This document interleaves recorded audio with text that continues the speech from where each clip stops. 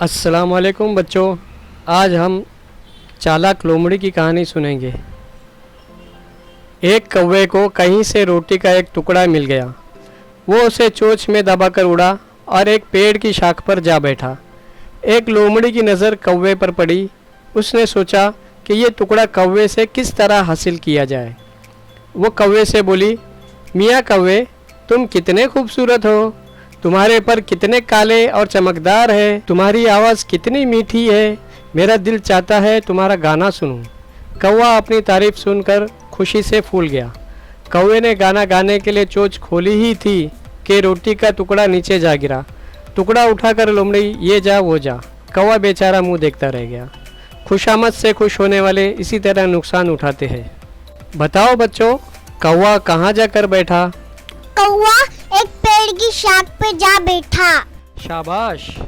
बताओ बच्चों, लोमड़ी ने रोटी का टुकड़ा हासिल करने के लिए क्या किया? लोमड़ी ने रोटी का टुकड़ा हासिल करने के लिए कौवे की तारीफ की। शाबाश। लोमड़ी ने कौवे की तारीफ किस तरह की?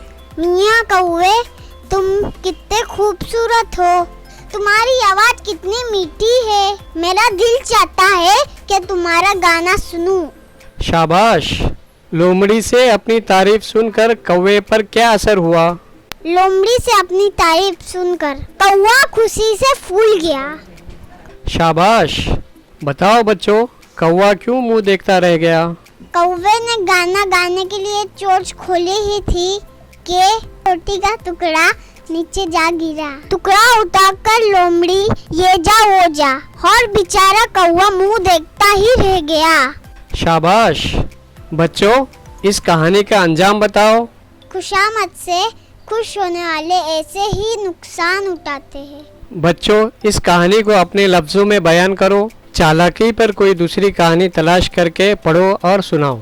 ये वीडियो आपको पसंद आया है तो लाइक कीजिए, अपने दोस्तों के साथ शेयर कीजिए, और अभी तक आपने हमारे चैनल को सब्सक्राइब नहीं किया है तो प्लीज़ हमारे चैनल को सब्सक्राइब कीजिए। शुक्रिया।